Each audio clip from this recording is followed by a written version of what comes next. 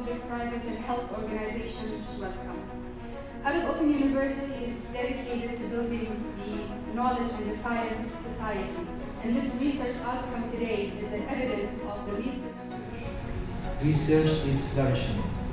Without curiosity and research, development would stop, and life as we know it now would be entirely different. Tomorrow's world is research. The quest for knowledge has been there since the beginning of time, but knowledge only becomes valuable when it is disseminated and applied to the benefit of humankind. On behalf of Arab Open University, I am pleased to welcome you all to this research dissemination event. I congratulate Dr. Sherimon and his team for their hard work and dedication to successfully complete this wonderful research.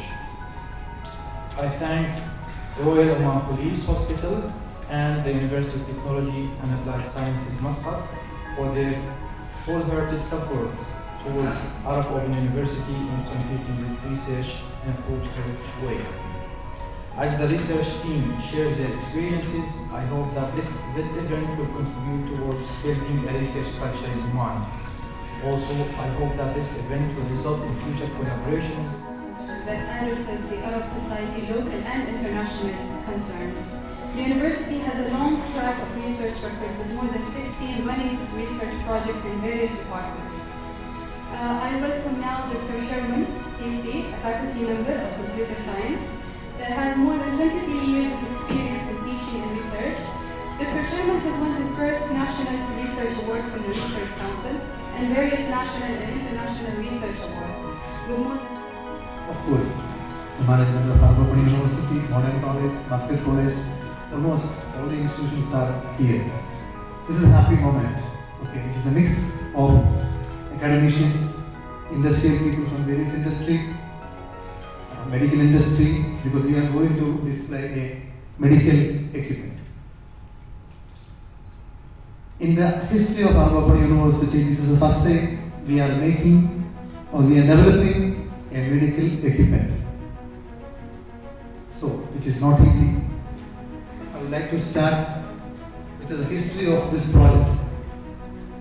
In 2018, middle, we started thinking about the AlZheimer disease. You can see that these paper cuttings are from 2018. Arab Open University awarded this project in 2019. And we have an example of an AlZheimer patient at my house. My father-in-law is a real example of AlZheimer patient. And we know that how difficult, not only the patient, the families are suffering when you have an Alzheimer patient at your residence. Medical doctors are here, they will be explaining the medical science of these things. Then we thought, we are usually in computer science, we are focusing on theoretical research, but we thought of something to help the society, which Oman is fostering nowadays. Our research should be something to be useful for the society. So we thought of having some app, intelligent artificial intelligence using applications to support the AI, enable a neurologist who can really support the Alzheimer patients and the family. That was our aim. Then later we thought, why can't we think about a device? And we got a wonderful medical team. I will be introducing my medical team at the end of my presentations. Then this newspaper is 2019 starting and 2018 end. And another important thing, this is September 3rd, that means day before yesterday's news in Times of Oman. You can see that this is 3rd September 2022. There is no change after 2 years in the situation in the country, because still the number is increasing all over the world, not only in Oman. It's a fact. And it's a real coincidence. We are doing our dissemination today, and this is a news day for us today in the newspaper, Times of Oman newspaper, that where we stand and what is the importance of a research where we can make a product which will support the community. That is the That should be the ultimate aim of any research. When you are doing research, when you are making products, when you are making equipments, when you are doing something which is really useful to the society, then we can say we are researchers. Especially in minority or in Asian region, this is the time we all researchers have to think seriously how we can convert our research to support community.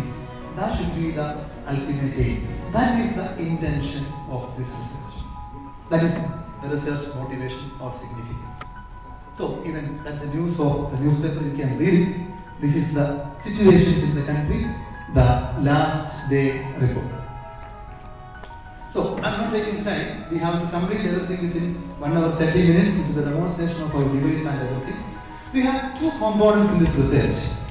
One is an artificial intelligence neurologist. We call it Dr. Narasha. So this neurologist is, we are going to demonstrate it. We have an application. So this application is completely using machine learning and artificial intelligence, and using this app. This is a mobile application. Using this application, mobile app, you can early detect. Our ultimate aim of the research, how you can detect the Alzheimer in early stages. I'm going to reach in 50s. So definitely nowadays we can say that you are stressed with many things. So if any disease, if you are able to identify or detect in early stages, definitely you can have solutions. Okay. Of course, I am not a medical doctor, but this is our finding. So what is the functioning of your brain, and as per how the brain is working, this data is using Bluetooth technology. We have passed to a mobile application or the computer application where we are analyzing the data and we train the system using machine learning, and finally you will get a simple output where, like when you are going for the blood test. So I would like to thank Royal Oman Police Hospital, okay, because it is not easy to have a medical device without the complete support and complete management of a medical team. When I introduce the team, I will explain detail. And also UTAS, okay. University of Technology is always, University of Technology, the former higher college of technology is always supporting us in the research. It is a journey of 2.5 years. During that time, we got COVID-19 project from government of Oman. Almost the same team we were working there also. So during the same period, we will be able to accomplish two important medical research, and we published in two international journals, and we published in the medical conference also about this research. So I hope you understand what is the basic principle of this research or the device. Now this is our team. Of course, the project belongs to AlZheimer University. I would like to thank AlZheimer University management. Okay, because I don't think so any university of Oman is supporting research like this. Okay? I'm not marketing our university, but this is the reality that I have to say that every aspect in the case of research, even this is the simple example. I don't think so any other simulation happen like this here. So whenever a researcher is requesting as a focal point of AlZheimer University, I feel proud to say that one of the best universities in the world where we support research and community engagement, where we support the community in Oman. So of course the research on to AlZheimer University. So Dr. N.G. Matthew, okay, I think Dr. N.G. is here around 30 to 34 years in Oman, in Royal Oman Police Hospital. He is a senior consultant physician, and he is one of the veteran, one of the senior doctors in Oman, and who got the Omani nationalship recently. And of course, that means his credentials and contributions is very important to the country. That is the simple example where I can say. I would like to thank Dr. N.G. for your complete involvement and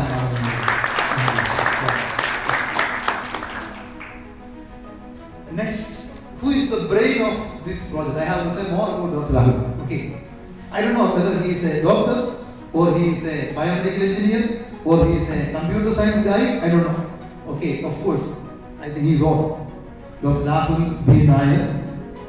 He's a medical officer, accident and emergency department, Director General of Medical Services, Royal Oman Police Hospital.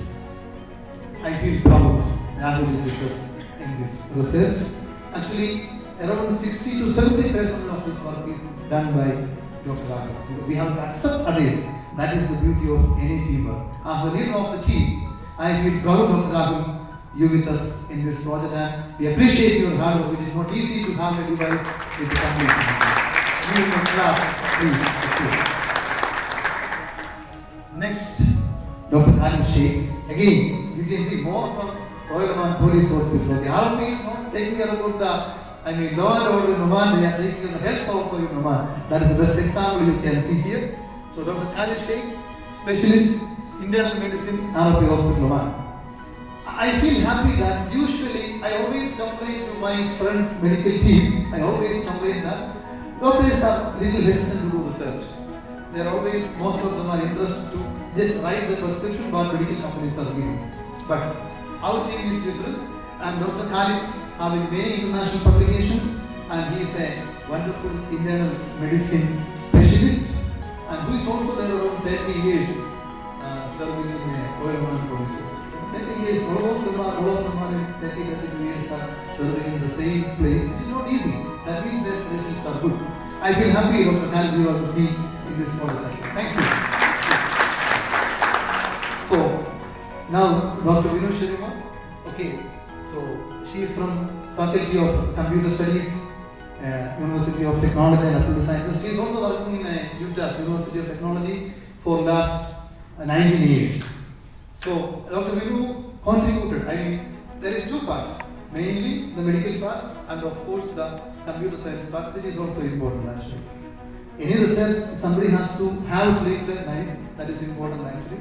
So, we have to say that Dr. Vinu and Dr. Rahul, they have contributed much, they worked very well for the success of this research. Okay, I feel proud, Dr. Vinu, as my wife, I feel very happy that okay, once again, thank you all. We are not taking, we will take maximum another 30 minutes.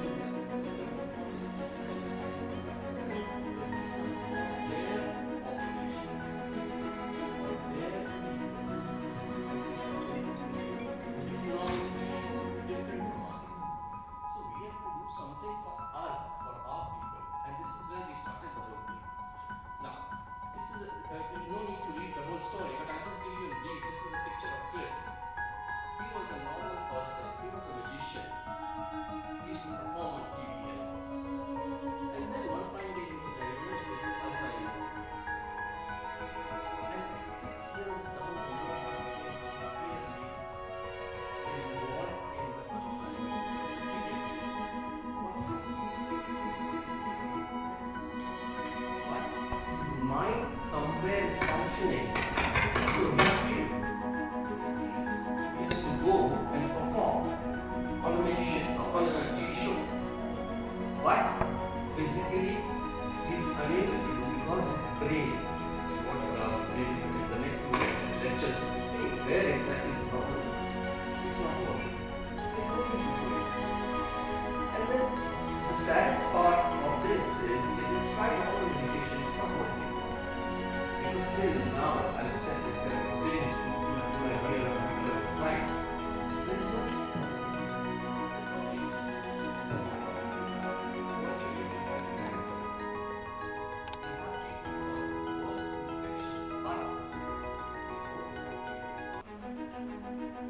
and then the most difficult part, the doctors ask, his wife, for example, she's making the best of the food which are unhealthy.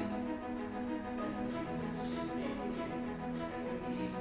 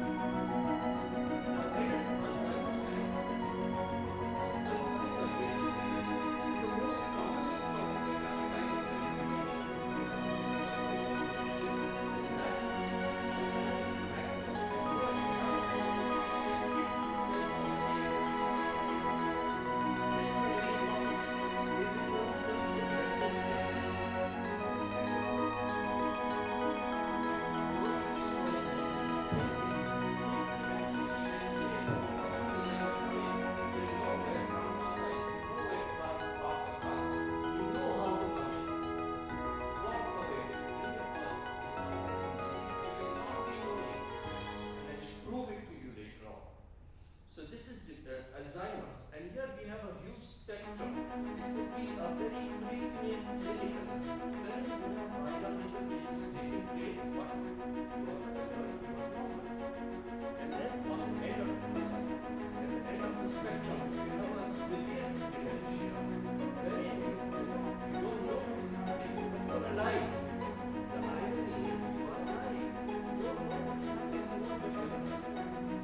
And you don't know what's happening. So what do you do? Just should be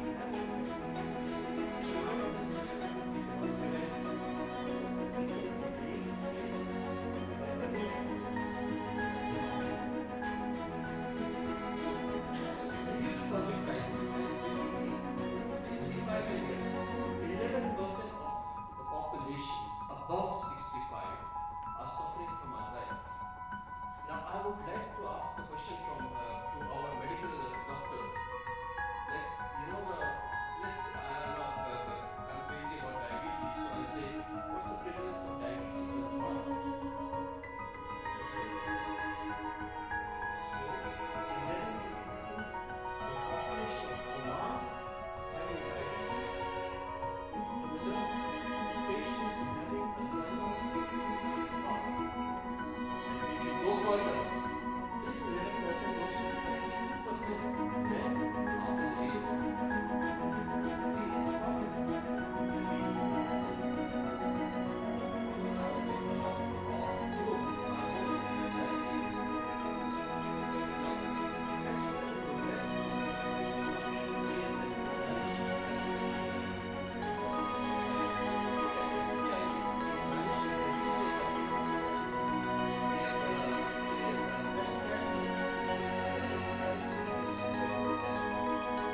What about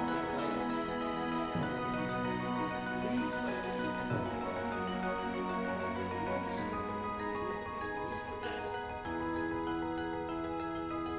Now, estimated lifetime risk of Alzheimer.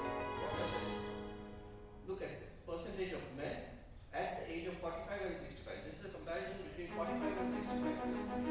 So 45 men, 10 to 3. You again see in your mind, just imagine diabetes and compare it. So 10% of our population of men might have Alzheimer. Women, of course, as I said, are more, so it's 90.5. At the age of 65, 11.6% of men might land up with Alzheimer, whereas women, 21.1%. A huge number.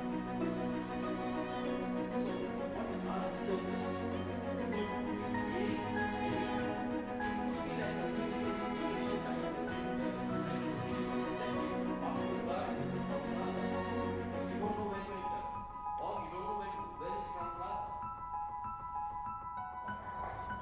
I just have to repeat. Very back.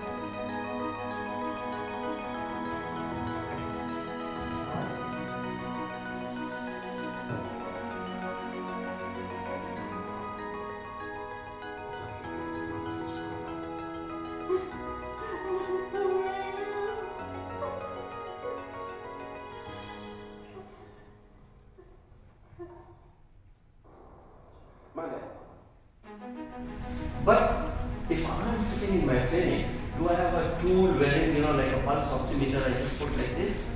And can I detect or at least say that you are at risk for Alzheimer's or dementia?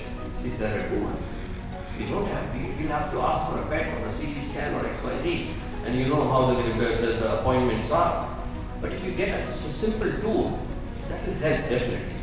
So, is there hope? And this is what we intend to introduce today through the equipment called Gambio Nav. Thank you very much. I request Dr. Renchi to explain what is the medical principle behind this device or how we made it. Okay, so almost 7:45. So I request the presenters to take care of about time. Please. Assalamu alaikum. We are in for an exciting evening today. At the outset, let me thank Arab Open University for granting us this research opportunity. Let me thank Dr. Abdul Malik Al-Tarusi, our Director General, and let me thank Dr.Sherimon for his excellent team leadership.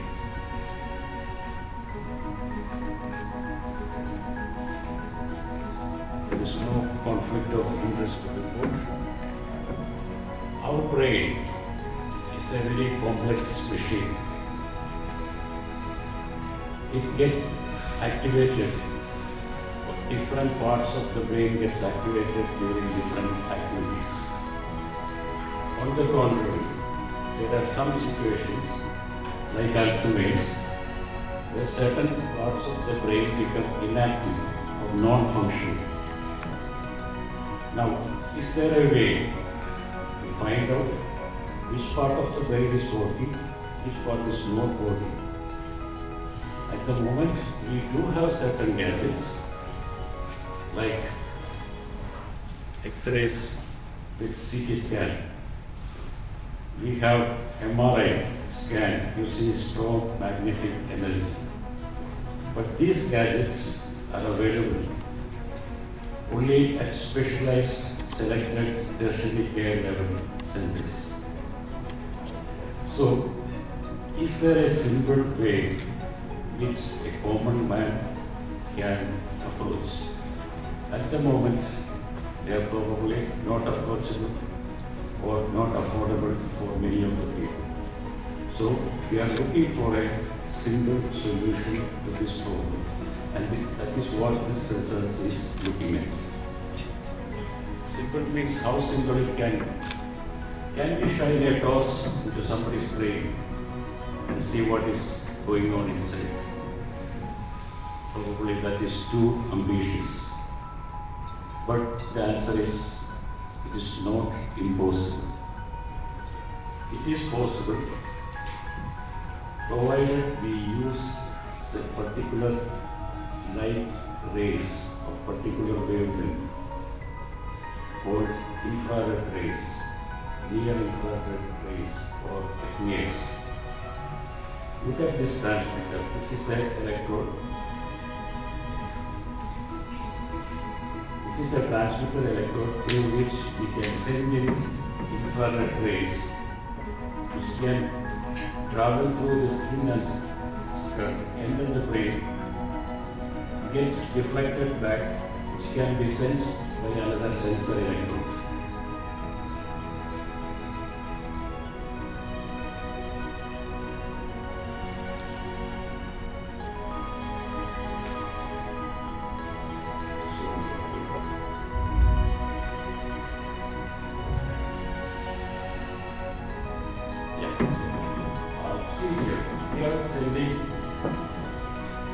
We can send a ray of infrared light through this electrode here.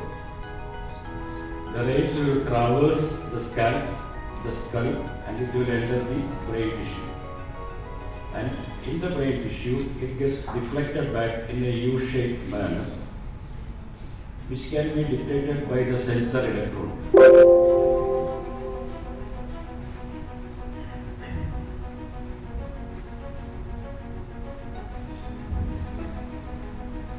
Now, the amount of light that is received by this sensor electrode will not be the same as the amount of light we send in from here. That is because the brain tissue will absorb some of the light, some of the energy. And so the amount of light received by the sensor will be less. Now, because there is an absorption of light-based energy by the brain tissue. This absorption is by the hemoglobin in the blood. Now the brain tissue, brain cells need oxygen, which is supplied by hemoglobin. So if the cells need more oxygen, that is when the cells are more active, they need more oxygen. So the blood vessels will dilate and there will be more blood flow. More the blood, more the hemoglobin, more the absorption of the light. So lesser will be the amount of light received by the sensor electrode. On the other hand, if the brain part is inactive or non-functional, oxygen requirement is very less. So the blood flow also will be less. So when the brain is active and when the brain is inactive, the sensor senses the rays which are different. So by studying these different patterns and by analyzing this data on a computer, we can say which part of the brain is active, which part of the brain is not active, or how much it is active. So for this,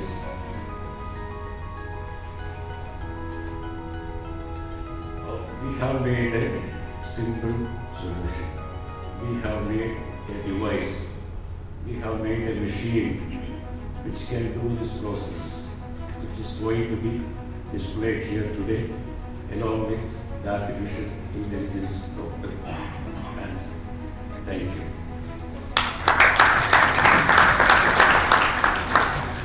Thank you, Dr. N.G. Now, the computer science part is very important. I think for any medical research now, computer science is very important. So I request Dr. Vinu, from Utah University of Technology, to talk about the computer science part of this research. Welcome. Vinu. Going to the details of AI neurologist, first of all, we will see what is the cognition and what are the cognitive skills we have. So cognition is nothing but the mental processes involved in gaining knowledge and comprehension. So actually it is the capacity of our brain to analyze whatever we have learned through our experience, our thoughts and our senses. So we have all the thinking, remembering, all these are coming under cognitive skills. Now if we have slight decline in all these, we say we doubt if we have some issues. So of course we go or we consult a neurologist. So there are certain cognitive assessment tests on tools. These are the common, we have many, these are the common tests. First is MOCA, Montreal Cognitive Assessment. Then we have MMSE, Mini Mental State Examination. We have many. Now all these tests are currently pen paper based and some are online.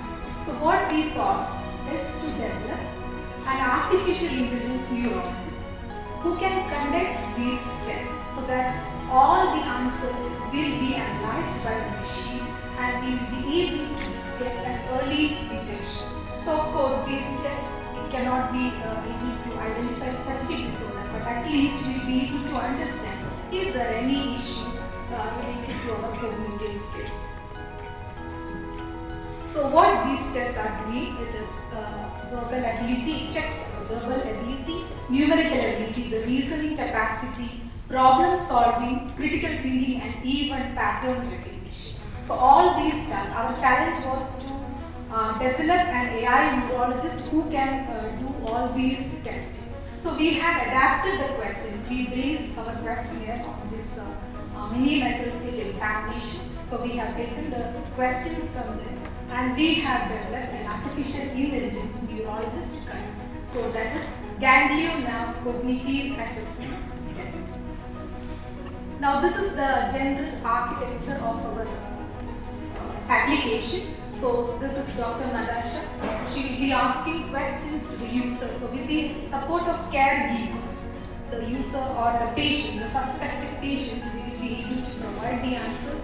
So the questions are based, there are different types of questions. So for each question, we have an artificial intelligence AI algorithm working. For example, we have text to speech, that is the main thing because we have to make Dr. Natasha talk. And we have NLP, so this is for the computer science part, natural language processing. Then a convolutional neural network is also used. So with the support of all these algorithms, the answers will be analyzed by our AI neurologists, and then the data can be stored in a local, and even we have stored it in the cloud DB where the reports can be shared with the neurologists. So this is a general architecture. Then coming to the technology, as I mentioned, the text-to-speech algorithm is the main one, where the input is the text, and this is the high-level diagram of the system of text-to-speech. So the text will be input here, and finally we will be able to get the audio. So each text it will be converted to phonemes.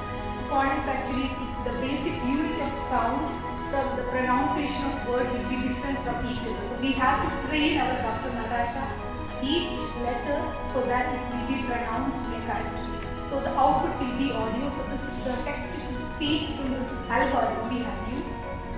Then coming to natural language processing, one of the questions is to say a sentence which contains a verb and a noun. So of course we have to, the patient can say any sentence. So in that case we have to divide the sentence, or we have to tokenize, segment it, we have to clean it and find out whether the sentence contains a verb and noun. So we have a natural language processing algorithm. These are the different steps of the algorithm. So it will be able to extract the sentence and it can understand whether the patient said a correct sentence which contains a noun and a verb.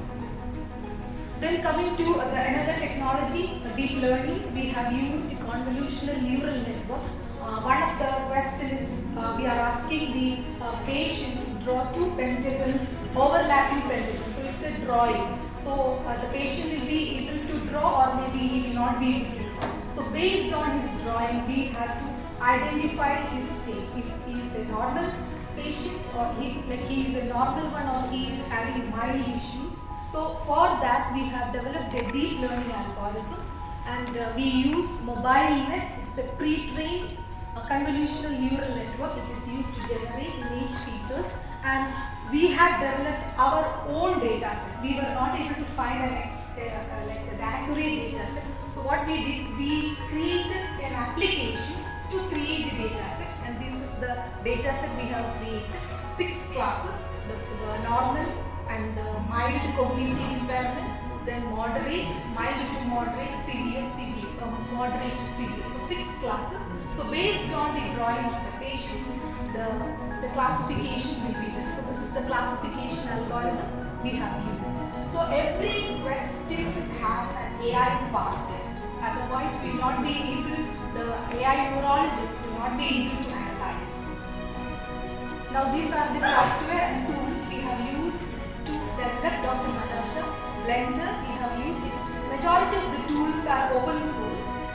Blender, Iclon is an animation tool, and the programming environment is MIT Builder, and the machine learning model we use Google Teachable Machine, and there are some other tools. Now these are the development phases of Dr. Natasha. So this was our first Natasha, and then we have created, and at the end we have here. So it was really interesting to make a character and then program it so that it will be able to conduct these type of tests. Thank you very much.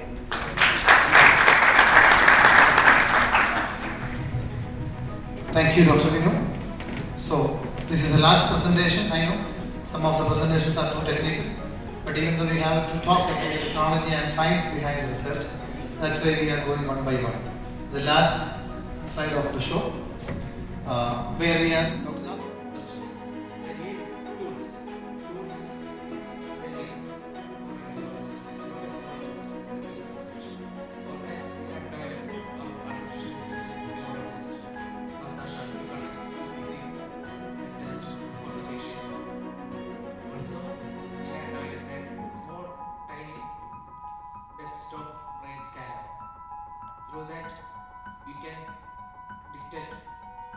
early stages of Alzheimer's to the neuroimaging.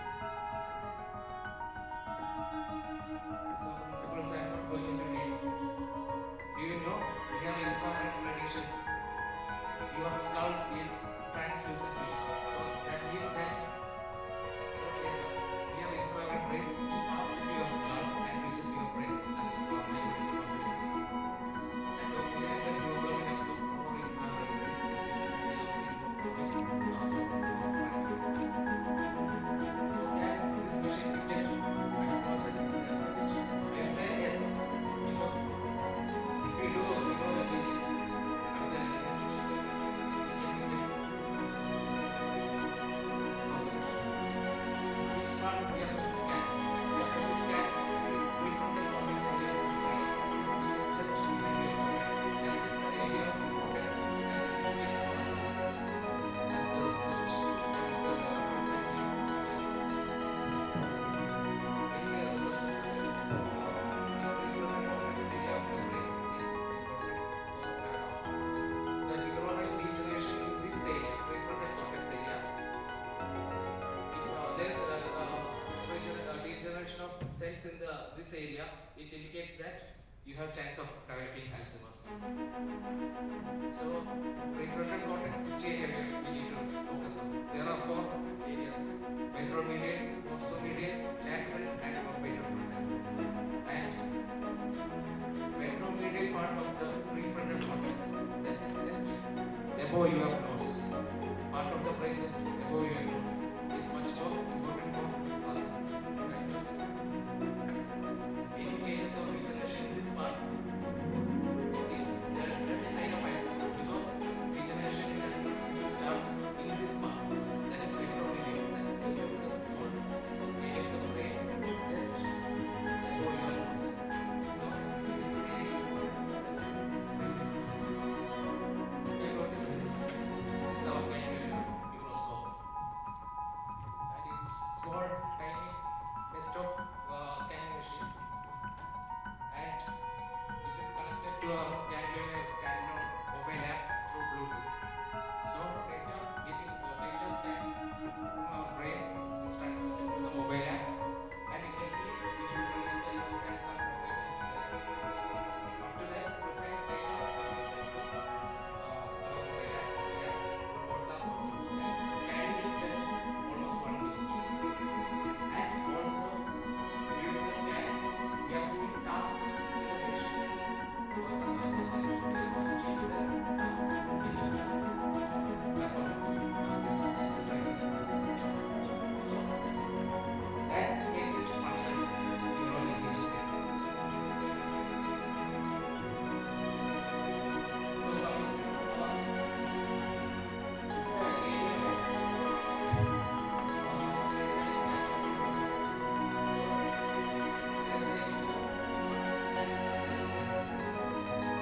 so it is 60 channels, as I told you, it is 60 channels. That means we are going to scan 4 areas of the prefrontal cortex, that is ventromedial, dorsomedial, lateral, and orbital. So each area prospectively we are going to scan. So each area there is surrounded by 4 sensors. That means if one neuronal area is active, it is observed by 100%. That's our advantage of 16 channels. So I am not going into explain how it works. So these are the various stages of making of this small tiny brain scanner. We develop ourselves, we program when we made this 3D model first time, then we see something we made ourselves, and sensor unit is made, program microcontroller, and also tested the sensor activity after rigorous testing, the backing up and integrated into the Android app. So I will be demonstrating how this works and how it is going to scan our brain. And I would like to invite Dr. Khalid to test our AI doctor, Dr. Natasha. She's so beautiful. She's so beautiful that my wife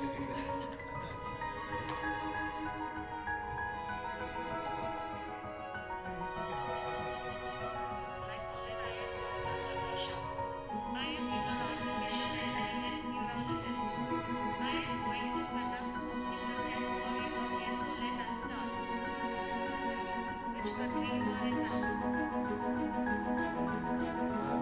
Oman, Which state or province you are in now? Masar, What is your name? Khalid, Where is our year in now? Singapore, What is today's date? 6, Which day is today? Tuesday, Which is the month now? September, Which year is now? 2022, What is the color of car in the below picture? red, What is the color of fish in the below picture? green, Can you subtract 3 from 10, that is 10 minus 3? 7, I will say names of 3 objects. Then you have to repeat it in the order I said. Listen carefully and memorize it. I will ask it again. Words are clock, fan, bucket, clock, fan, clock, can you spell for me the word glass backwards? S, S, A, L, G, Just before I told you to memorize 3 words. Please tell me that 3 words. clock, fan, bucket, What is the name of object in the below picture? wristwatch, What is the name of object in the below picture? pencil, pencil, Repeat the phrase what I am telling you. No. If. Then. Go. But. I will repeat again. No. If. Then. Go. But.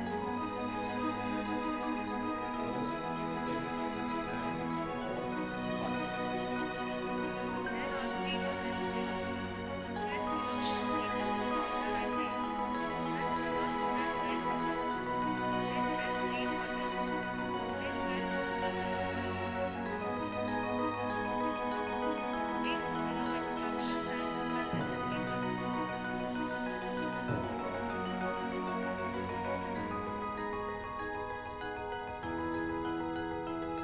Say a sentence. It should contain 1 noun and 1 verb. He is driving a car. You can see shape of 2 pentagons in the below picture. With your fingers. Try to draw as it is in the white space given below it. If you make any mistake you can press here button to rub off what you had drawn. But last, you can press submit button to submit your drawing. So coming to the last question. Let me ask your name once more. What is your name? Khalid, So we finished many mental state examination of yours. Your score suggests that you are suffering from mild cognitive impairment.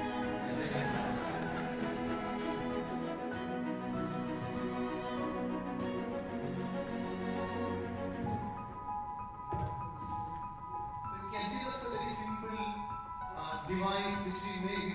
The items are in the one. Okay. You can see that from the rubber bushes we made the infant there. Again, the principle is we are using infrared and one light. Okay. So you can see that how it is very.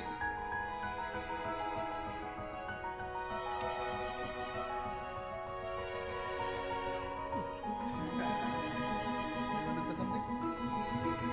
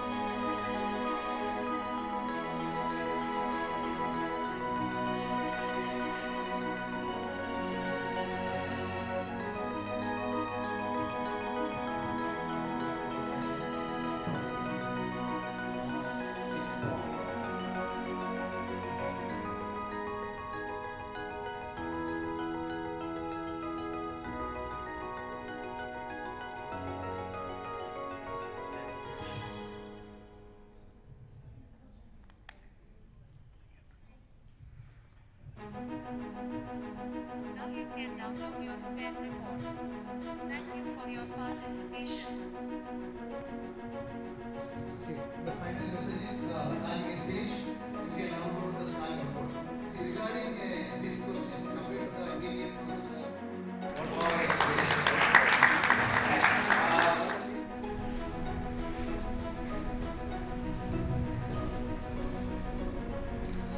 So this patient, take the top part.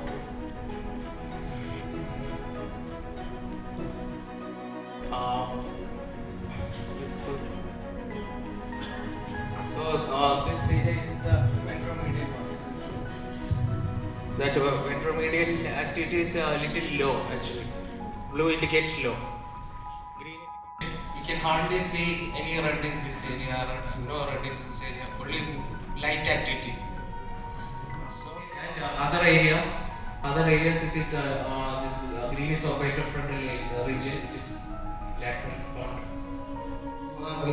you can test the device, and I request everyone, you can have any questions, you please write them. Thank you, man.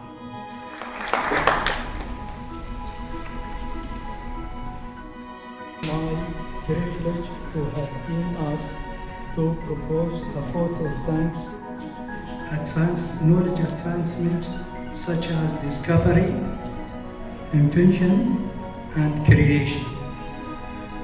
It is a proud moment sharing with us findings today. I thank officials and staff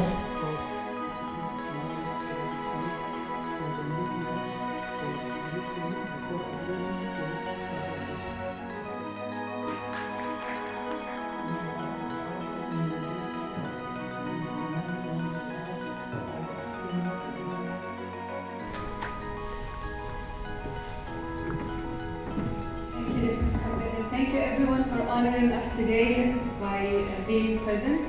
Now I would like to invite you all for the beautiful and delicious dinner. Thank you. Thank you, Oman. Thank you very much.